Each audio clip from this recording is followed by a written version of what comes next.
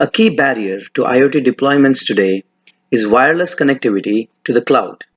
An IoT connectivity solution will be viable only if it is extremely cheap, secure, and can scale to billions of devices.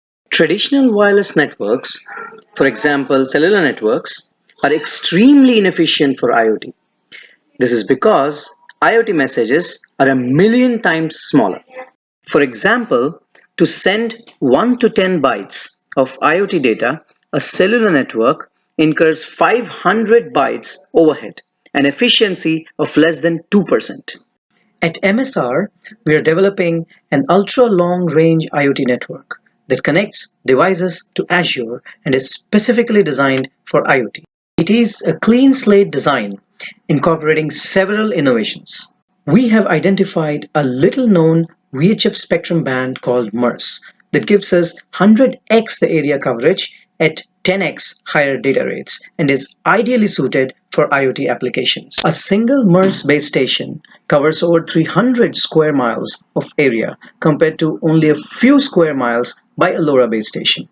Higher range translates to 10x lower operating costs. For example, we would need only 76 base stations to cover entire California compared to several hundreds or even thousands by other technologies.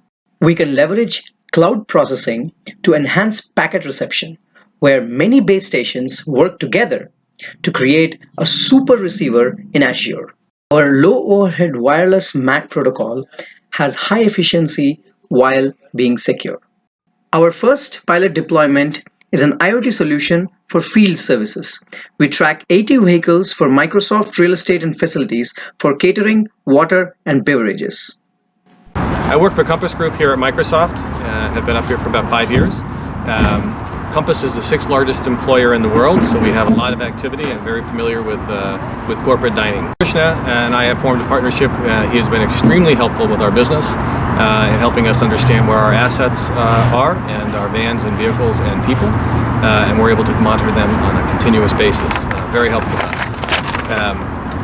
If somebody needs additional help, we can look on the map and find out where people are, and if we can send someone else in the right direction to help them. Depending on the color of vehicle, it's actually on the map. We know whether we can call them. If it's green, we know they're actually moving and we should be radioing or a phone call for safety reasons. If they're the purple, we know they're either idling or they have stopped at this time. This is the web application that shows vehicle locations in real time. Green indicates vehicles that are in motion, while purple indicates those that are parked. Bing Maps lets you zoom in to see rerouting options in real time. You can trace historical vehicle locations to address customers' delay complaints. Check them out. So we've been using the tracking to basically locate any of the pickup team members that we need at night to make sure that they're where they're supposed to be, if they need to go to a new location, if there's traffic. And I've been showing and training them all on how to use this, pinpoint each van, time frame, everything that they need in order to know exact location and to see their route throughout the day of where they've been and what they've been doing too.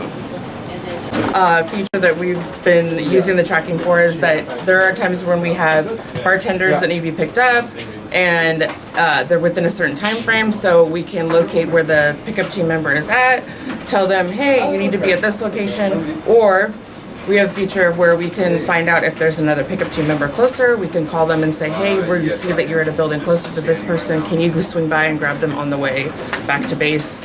So it helps out with a lot of our pickups that need to be done on time, especially for the 5th floor too. There's been a problem with a vehicle, or there's been a report of an incident or a concern. If we need to know if someone has been to a building, we can look at the historical data and find out where that vehicle was and at what time. It's very helpful to us to understand efficiency, safety, and any concerns for service. You can query historical usage data, for example, to understand the daily vehicle usage patterns. The data gathered here will help us inform of how our vehicles are being used. For example, both Waterworld and the beverage fleet, as well as the catering fleet, we have an opportunity to see how our vehicles are being used, so we could perhaps still continue to do more business with less vehicles. If we can understand where our vehicles are going at what times, this gives us a great opportunity. It's our most expensive asset, $60,000 to $90,000, depending on the type of vehicle, and are we using them efficiently? This tool in the partnership with Krishna will give us that opportunity to find out. We think we can do more business with less vehicles. It's environmentally sustainable. We think we can allow vehicle sharing across different job units. So I think there's a great opportunity for a sharing economy internally here as well as inside our own fleet.